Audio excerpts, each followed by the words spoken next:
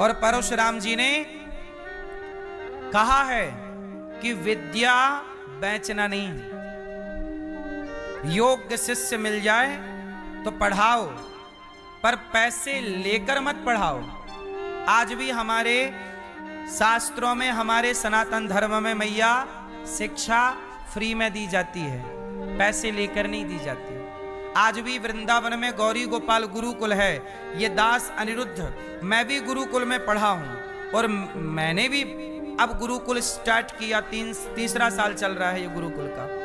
गौरी गोपाल गुरुकुल है, वहां 150 बच्चे रहते हैं और वहां बच्चे पढ़ते हैं, वेद पढ़ते हैं, पुराण पढ़ते हैं, गीता पढ़ते हैं, उपनिषद पढ़ते हैं, दर्शन पढ़ते हैं, न्याय पढ़ते हैं, सांख्य पढ़ते हैं, मीमांसा पढ़ते हैं, सब कुछ पढ़ते हैं। परंतु गौरी गोपाल गुरुकुल में 150 बच्चे हैं, पर हम उनसे 1 भी रुपए फीस नहीं लेते, 1 रुपए। ये सारे बच्चे देखो वेद पढ़ रहे हैं, सस्वर, ये हाथ देख रहे हैं इनका हिल रहा है, ये वेद का स्वर लगा रहे हैं, सस्वर वेद होता है। वेद जब पढ़ते हैं तो सुर के साथ पढ़ते हैं। ये गौरी गोपाल गुरुकुल हमारे गुरुजी पढ़ा रहे हैं, वेद वाले गुरुजी पढ़ा रहे हैं, हर विषय के अलग अलग गुरुजी हैं पढ़ाने के लिए। हमारे यहां शिक्षा कैसी रही है बोलो? जब भगवान श्री कृष्ण गुरुकुल में पढ़ने गए तो सांदीपनी जी ने कितना पैसा लिया भगवान कृष्ण से, कितनी फीस ली बोलो? श्री कृष्ण ने कितनी फीस चुकाई? उत्तर दो मेरी मां।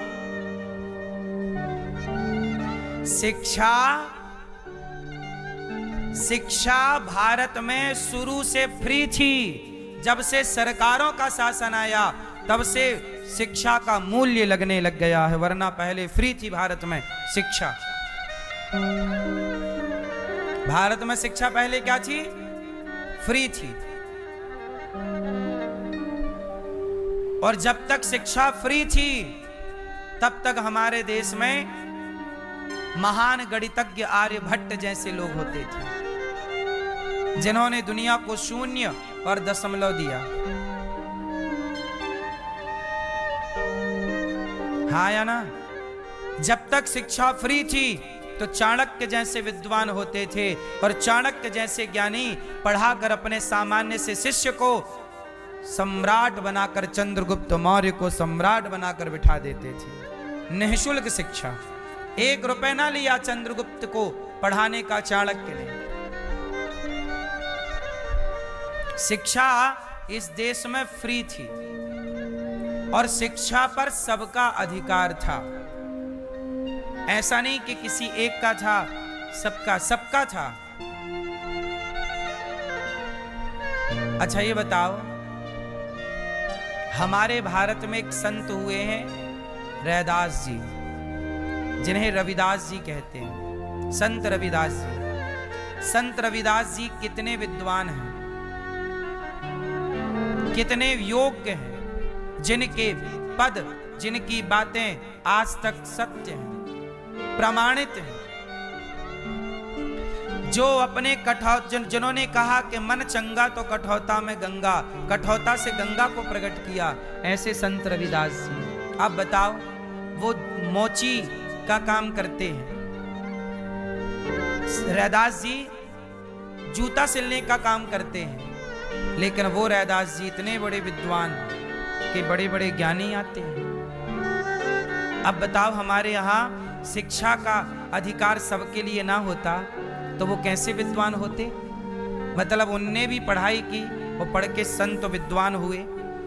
कबीरदास जी जुलाहे हैं पर पढ़ लिख कर योग्य हुए कि नहीं बोलो? हाँ। तो शिक्षा पर सबका अधिकार था। हमारे देश में ये अफवाह फैलाई गई कि नहीं जी, यहां सबको पढ़ने का अधिकार नहीं था। सब पढ़ते थे, महिलाएं पढ़ती थीं। आज से 2500 साल पुरानी एक घटना आपको बताऊं, इतिहास में लिखी है। आद्य शंकराचार्य जी का नाम सुना है आप लोगों ने? आद्य शंकराचार्य जी का शास्त्रार्थ हुआ था मंडन मिश्र से। मंडन मिश्र की पत्नी का नाम था मां भारती। आद्य शंकराचार्य जी ने भारती से शास्त्रार्थ किया, मंडन मिश्र को हराया शास्त्रार्थ में और भारती से शास्त्रार्थ किया। तो सोचिए इतने बड़े विद्वान आद्य शंकराचार्य जी, उनसे शास्त्रार्थ कौन कर रहा है? एक स्त्री कर रही है, क्योंकि उस जमाने में स्त्रियां भी इतनी अधिक विदुषी हुआ करती थी, पढ़ी लिखी हुआ करती थी। आज की स्त्रियां क्या पढ़ी लिखी हैं, जितनी अधिक स्त्रियां पहले के जमाने की पढ़ी लिखी हुआ करती थी। पहले की स्त्रियां इतनी पढ़ी लिखी हुआ करती थी कि आप उदाहरण से समझिएगा कि इंदौर की माता, आपने नाम सुना होगा,